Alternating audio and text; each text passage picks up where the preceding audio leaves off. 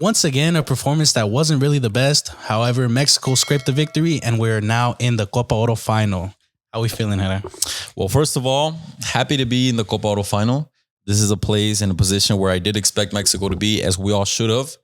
And yes, it's up against USA. So this is, again, the other best team in CONCACAF. Yeah. And to be honest, yes, this is USA's B team, C team, but this is going to be our ultimate test under Vasco. It'll be our biggest rival so far. Our biggest rival so far. So before we get into that breakdown, any new subscribers, make sure you guys are sub to the channel and drop a like. Let us know what your score predictions will be against USA in the Copa Oro final in Houston. Yes, so let's get started with just a recap on the Honduras game. Mexico gana 1-0. And lads, I told them, Keeks. What'd I tell them, bro? Come on. Wash, rinse, repeat, man. Yeah. We just don't play. We have not been playing good football. No, we haven't. Not by a long shot. No. We get the victories, yes. But at the moment, that's not the standard we need to have. We shouldn't be scraping these victories. We shouldn't be, barely winning against these CONCACAF teams. We should be on a much higher level than the rest of the competition. I see everyone predict Mexico to beat these teams 2-0, 3-0, 4-0 or score in golear y gustar. And I've been saying it that it's not going to happen. And until it happens and until Mexico prove me wrong, I will go and I'll give a prediction that'll be bold enough to see us winning by 2 or 3 or 4 goals. Yeah. One thing I could say and can say about the selección is that defensively we are very solid. I don't remember the last time I saw Malagon get tested. But I think against the USA, he for sure will get tested. But before we get into that game, Honduras, I expected this very tight match. The first half for Mexico was terrible. Terrible, Keeks. Yeah. Terrible, Keeks. But there is a player that we do need to mention because there is one true player, and that is Gil Mora. Gil Mora, Keeks. Oh, my God. My boy Gilbert, it might be the truth. I'm not gonna lie. Gilbert might be the truth. I hate rating players at such a young age, giving them a standard at such a young age, especially considering this is his second appearance for the Selección Mexicana. But compared to the rest of the competition we have in midfield, aka he who shall not be named. Yeah, it's Charlie. I'm gonna name him anyways.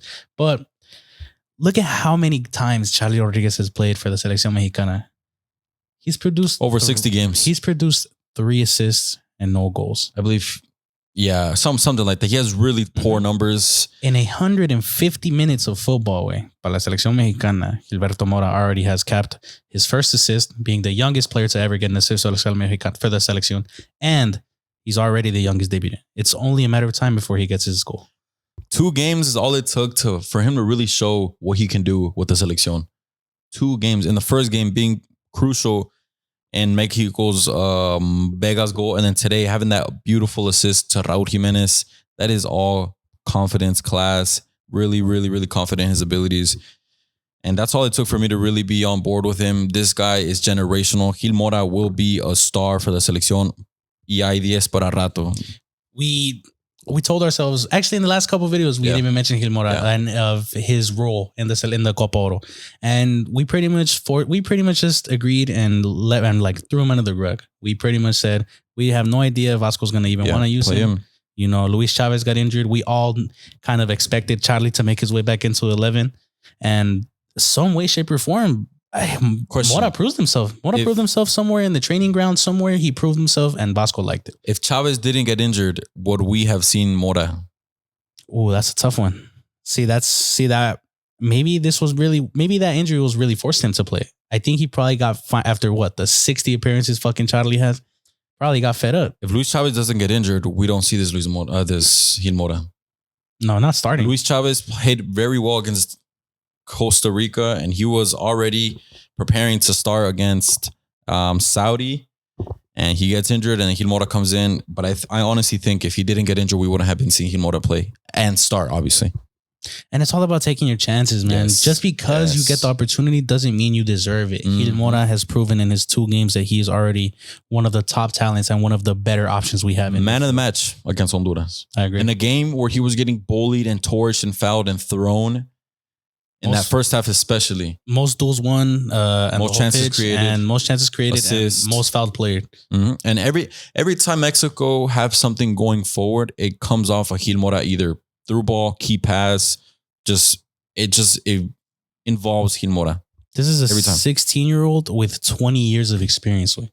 I don't understand how these kids perform under this level, how composed and calm he is. Clearly, I think the better part is that you can still see that there are parts of his game that need to be leveled, that need to be. I think evolved. Physically is number one. Definitely, being such a short stature, you obviously need to take advantage of the opportunity. You need to be wary of how small you are compared to the rest of your opposition. So obviously he'll work on that as he gets older. He'll understand his tempo, his ability to, his fucking his center of gravity. His center of gravity, he'll be able to learn that. That's all comes with experience. Yeah, 100%. But I'm not complaining. He's more than ready to take this spot, and he's more than ready to continue starting for the selección, bro.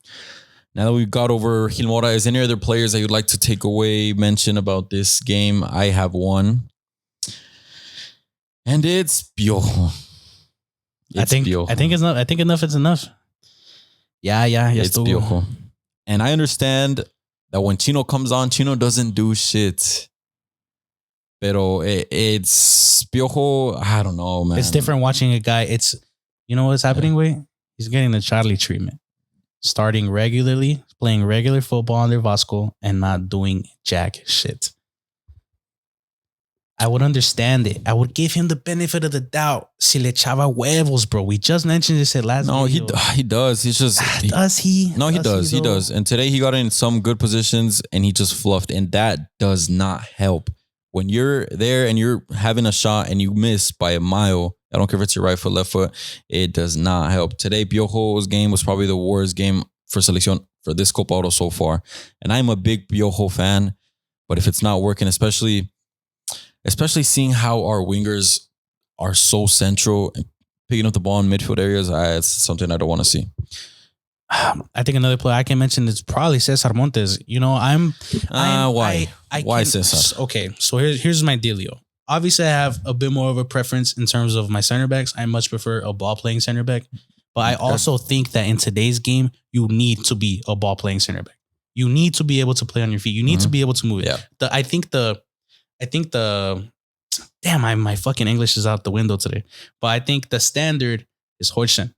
Obviously, it's a huge difference. But in terms of the style of play, a center back who is able to play on his feet, a center back who is able to play on his own terms. While I do agree that they're still Brexit footballers, and when you can make those tackles, when you can make those headers, yes, go for it.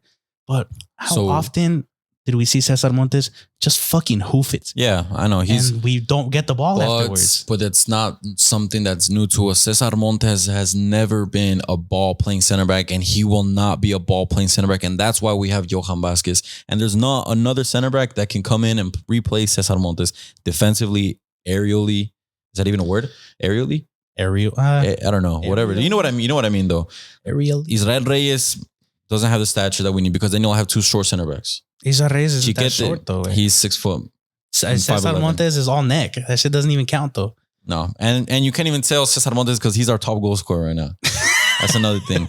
But play him up top. But if your logic is true, what you're saying, and you really believe in that, shouldn't that also apply to our CDM position? Because Edson Alvarez is not a ball-playing midfielder, DM6, whatever you want to call it. He was been one of the worst ball-playing. Today, yes, he was shit. No, even against Costa Rica, even against Saudi Arabia. Costa Rica? Wait, you watched the wrong game. Nah. You were there and I were there. So Edson was we saw the same class. thing. Edson was all right. Well, that's what I'm getting to. I get your point. Maybe it's just a little bit of bias. It's just every time I watch Cesar Montes, I'm not comfortable. I don't know. I'm not comfortable with him in the back. I'm not comfortable seeing him just hoof it every single I know what you mean. time. I'm not a fan of it either. Especially like you said, that first 45 we played was really shit. And majority of that time was Honduras using their low block, trying to get a counterattack, trying to play a long ball out from their defense. Cesar Montes, instead of bringing it down when he has tons of time and space to, just fucking have volleys it all the way to the back to the center backs. It's just playing volleyball way. And it's obviously just my preference, but I would much rather see. The thing is, we're mentioning two players, but there's a bunch of players that we could mention in this in the performance against Honduras. Mateo Chavez didn't have a really good game. I think Chiquete did a better job at left back coming off second half. Raul Jimenez gets his goal. Marcel Ruiz should have had his goal. Should have had another goal, but I think he had a really good game. But even then, as a whole team performance, we do not play well. We can't even play out the back and bring it forward and make it a chance, a real chance. Mm-hmm. We cannot. And if we cannot do that against these CONCACAF teams, we're not going to be able to do it against bigger and better teams. This is one of the more quiet games I've seen from Vega this tournament as well. It just wasn't. Yeah, today more than anything, it felt like a Gil Mora legacy game. Which is even crazier because it wasn't, and it's not because of how extraordinary Gil Mora was. It was just he was just the one better player than the rest of his teammates. Right. Great performance from Mexico today, lads. Let us know what you guys think about it in the comments below. Gray. Oh, great. Gris. Solid, lame. Yeah. Boring footy for Mexico. But again, it's like what they say, when Mexico plays good teams and competitive teams, they get the best out of them. And that's what I'm hoping that happens against USA in the final. So let's get into that preview. Let's talk about USA so far, because I know there's a couple of USA fans that follow us. Shout out Eddie in the Discord. If you're not in the Discord, also make sure you guys go ahead and click the description below. Best footy Discord on the planet. Best Discord. Yeah, like Keek said. And you wouldn't want to miss it for the Copa Oro final. I'm telling you that right now. That chat is going to be buzzing out the ass. Game Reactions channel is probably the best one we got. That Game Reactions channel is something else. So shout out all you boys on Discord. If you guys are watching this, drop a comment below. All right, USA. Couple of things to take away from them, mention about them, is that they have two really good players who are really performing to the standard that they shouldn't be, but they are. These are 18 players. Yes. These are 18 players. Oh, yes, for sure. These are 18 players, yes, because we know this USA team isn't the strongest. They have a couple, they probably have like half their squad or so, but regardless. Number one, Diego Luna, 5 goals and assists. 5 goal contributions so far. And this, I would say, is their best player. This is something that I didn't even see happening, to be honest. I did not see happening, but because of his performance so far in the Copa Oro, I think, like you said, 18 player. This guy is a baller. 21 years old, wait. 21 years old. Take away his height, take away his weight, take away his facial looks, whatever. You can't say anything about this guy. This guy is a true baller, way. You can't. You really can't. This guy's a true baller. And a Mexican player that makes the selección could have really had right now. And another player that we just didn't pursue. We didn't pursue. And I'm glad he's taking the chances. Good for him. But what a player. I know there's another player that you like as well. Malik Tillman. Yeah. Missed the penalty against Costa Rica. Hit the post and the keeper went the other way. Navas went the wrong way. But I rate Malik Tillman really highly. I'm pretty sure he just got to move to Leverkusen, if I'm not mistaken. 50 mil, 40, something like that. Something like that. And that's coming from the Eredivisie, she just finished a really good season in the Eredivisie as well. It's a player I'm looking forward to seeing. I think, is he a Wirtz replacement? Obviously not. But I think it's a good player to have in terms of filling up that role. Diego Luna being Mexican and being the USA's best player is something. Of course, the USA's best player had to be Mexican. And to think that they could have had a Sendejas on this team. It could have been a front midfield 3 left because the striker's ass. Sendejas just finished 2 of his best seasons ever in his career. To think that USA could have had a starting lineup consisting of Diego Luna, Malik Tillman, and Alejandro Sendejas in this Copa Oro going up against Mexico on Sunday. Sunday. Yeah, man. Watch. Pochettino's going to regret it. I can guarantee you. There's no way him leaving out any Americans or any American national players that were in the Liga MX, ignoring them for the exact reason we probably know. Yeah. Considering Pochettino's nationality. But besides that, I still think we're the best. I still think we're the favorite. We are the favorite. And I expect to win. We should win. We had a better USA team go up against Mexico and Guadalajara not too long ago. Beat them 2-0 or 1-0. I actually don't remember. For those, no?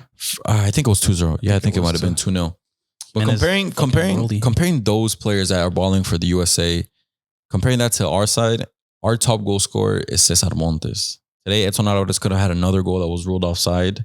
Santi Jimenez hasn't been producing even when he's off the bench. Come on, this guy looks so dead and out of it. No, now that's a player. No, listen. Now that is a player who you mentioned about Piojo no echándole ganas or huevos. I can say maybe about Santi. What are you getting to? I've been saying that shit. You've been saying that shit? I'm a little more passive on Santi nowadays. I almost feel bad for him. I'm not gonna lie. What have you been saying for those new subs that I just never really thought he was that guy. And especially for the Sele, everyone always thought, no, give him time. Oh, he's playing behind. Oh, Charlie's behind him. Oh, this, oh, that. There's always an excuse for Santi Jimenez's poor performances, and the excuses are never on him. That's the part that really irritates me. Gotcha. Santi's poor performances are for some reason never his fault. It's funny because he has these little moments and he does good, like that Costa Rica goal that was ruled offside, and everyone's like, "Oh, like ya regreso de Santi," or this is that. I mean, I'll include myself, and then he has, and then he has shit performances and doesn't come off the bench well or whatever, and everyone's like, pinche argentino, sáquenlo de la selección or whatever. So you've been saying that, and that's true. Keeks and you guys say we switch up a lot, but there's a lot of more guys that have switched up way harder than us.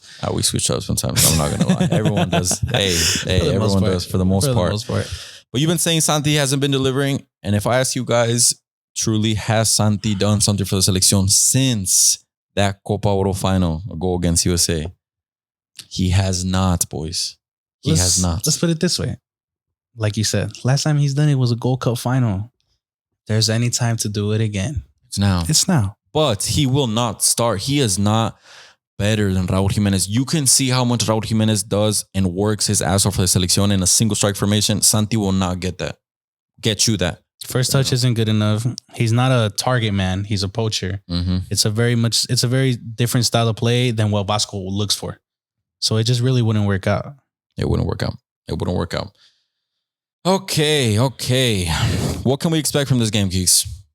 What can we expect? Are we expecting another Mexico great performance where we go out and we scrape versus USA? Or are we expecting Mexico to turn up because we're playing a better team? This would be B, by the way. Please perform better because we're up against a better team and there's higher emotions, higher ambitions, etc. Player to player. You know, it's really tough to say because it's been the same shit the entire competition. It's been the same shit. It's something, you know, my heart tells me I want Mexico. I want to see Mexico play as good as they possibly can. I want to see Mexico obliterate these guys. I want to see Mexico set the standard and, you know, set the tone for the difference in, you know, the Selección Mexicana and the U.S. national team. But at the same time, every single performance that I've witnessed so far this summer has told me otherwise. Every single one from the friendlies that we had. We haven't been testing. We have not been testing. We have not done. We were not good enough. We're not nowhere near good enough. So maybe this is the game that, you know, gives us that opportunity, that gives us that spike, that boost, you know. Mexico versus USA, the biggest game in CONCACAF, you know. Mm-hmm. The biggest game in, I can't say the Americas because there's probably some bangers in South America. But Mexico is still one of the top. Mexico and the United States are still one of the biggest rivalries in the Americas. I can say one of, at least. It is. So who knows? Maybe something like that can happen. But do I think it's going to happen? No. I think I see another boring game, and I think I see less than 3 goals. I see 2 goals max.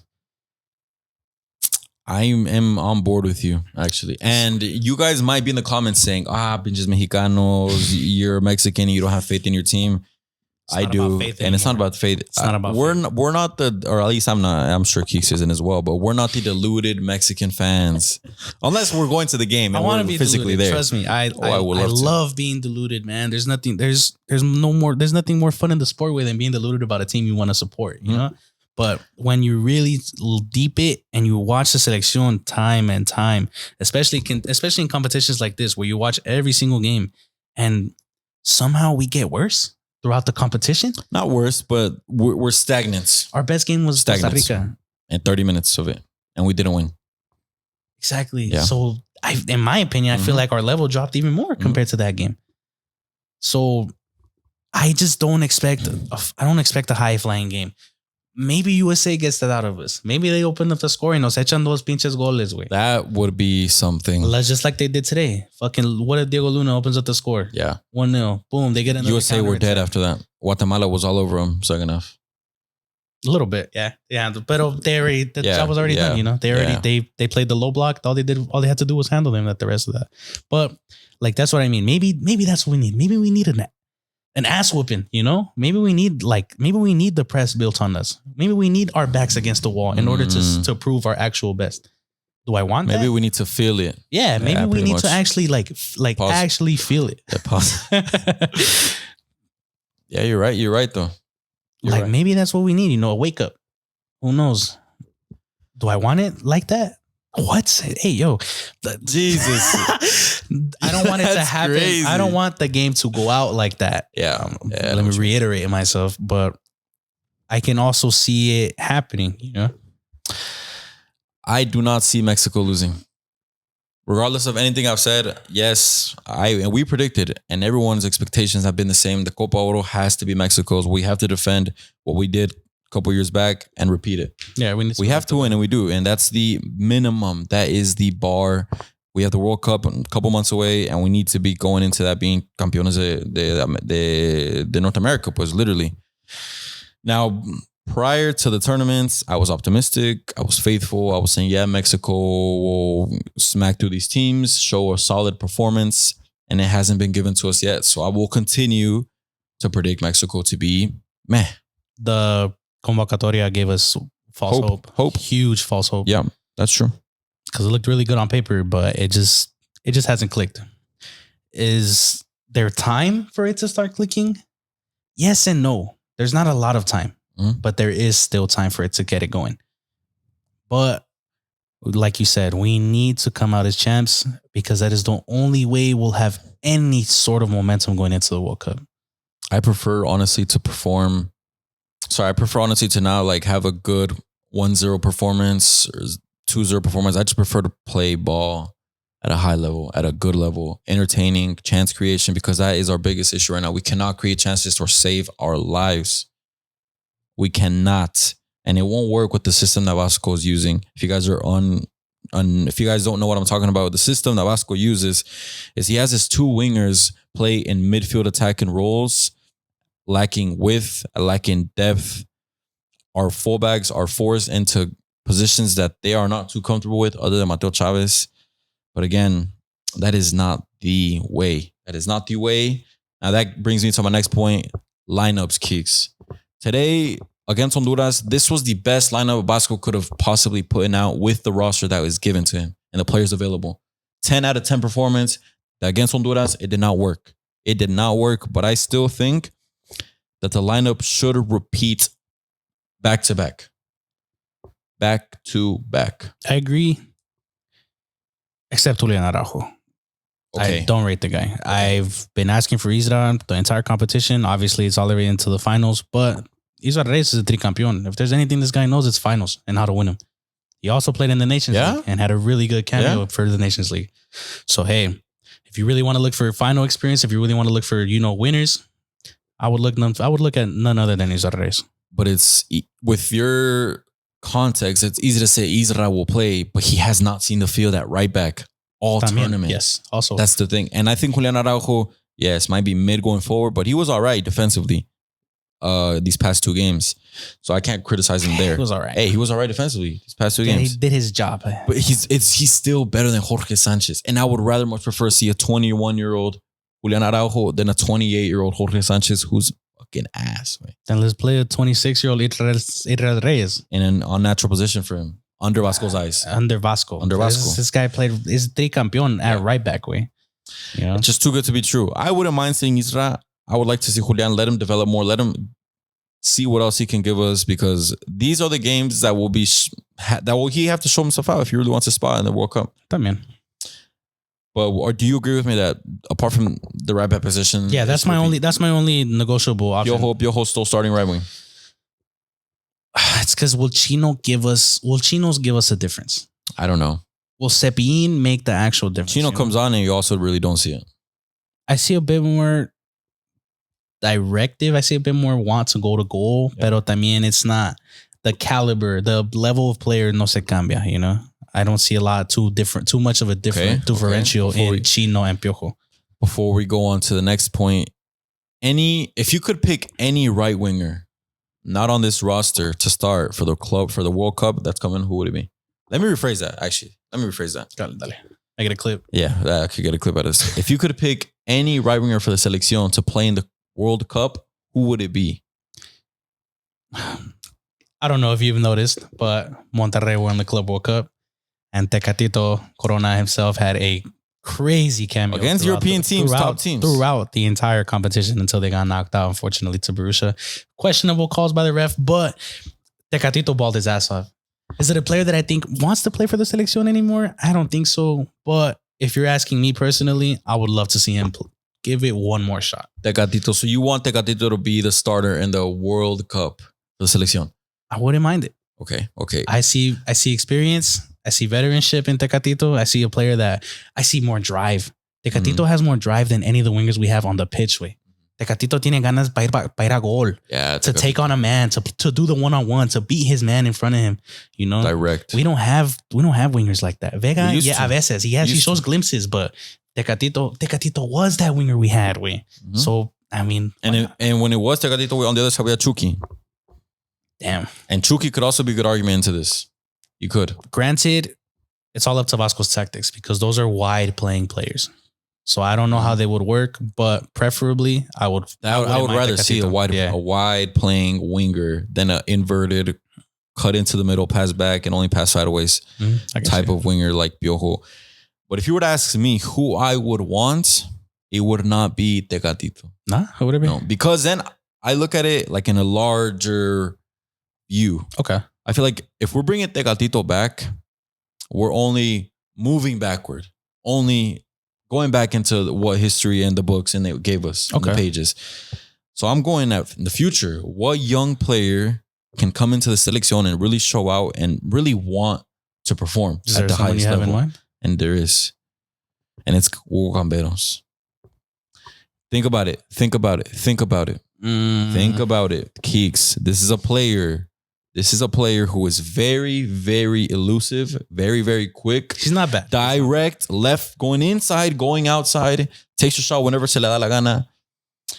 And more so than anything, he's pacey, dribbling, attacking mindset, attacking instinct. Just think about what Gil Mora and that guy would do when he's running down the flank.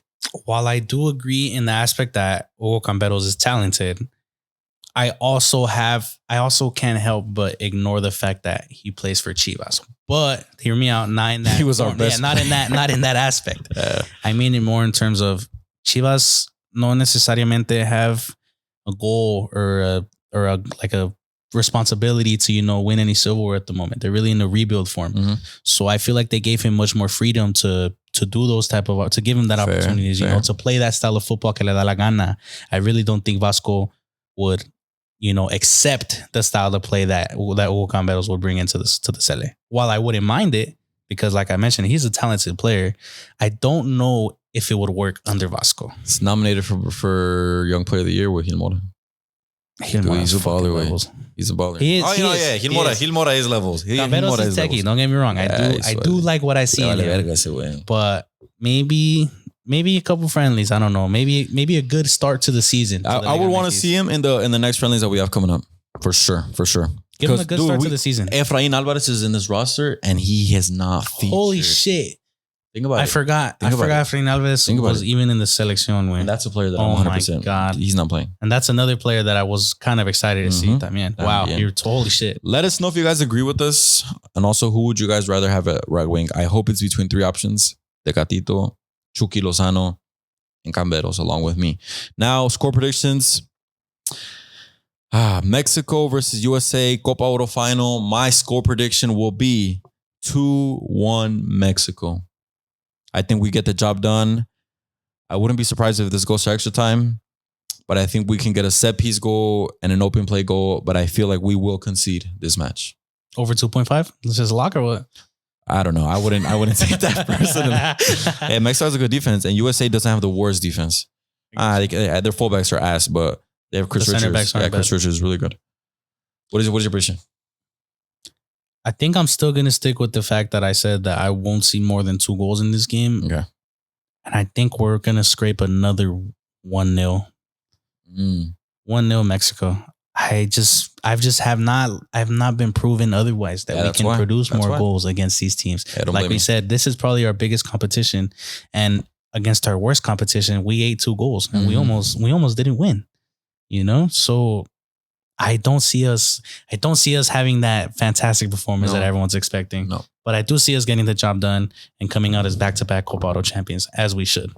There you guys have it. Let us know what your score predictions are. And again, after the final, actually, before I get into that, for the final, we will be very active on all platforms. We'll do a halftime live show, I guess, full-time live show. We'll be active in the Discord, so make sure you guys join that. Also, after that final, we will be dropping a video, reviewing as a whole what the Copa Oro was for Mexico and what we learned from it as a whole. So 3 things we learned into a bigger overall 3 things we learned, maybe even 6 things we learned, etc. And also, make sure you guys are sub to the channel because you guys won't want to miss that video. We also got Club World Cup content coming in soon, hopefully. Probably a bit after the competition, preferably, so we can get a whole review over it as a total. You know, there's still a whole bunch of football to be played on that end. They're barely in the quarterfinals. So we still got content coming out for you boys. You guys don't want to miss this. So without further ado, boys, it was a pleasure. Myself, Hera. Your boy Keeks. Peace out, lads.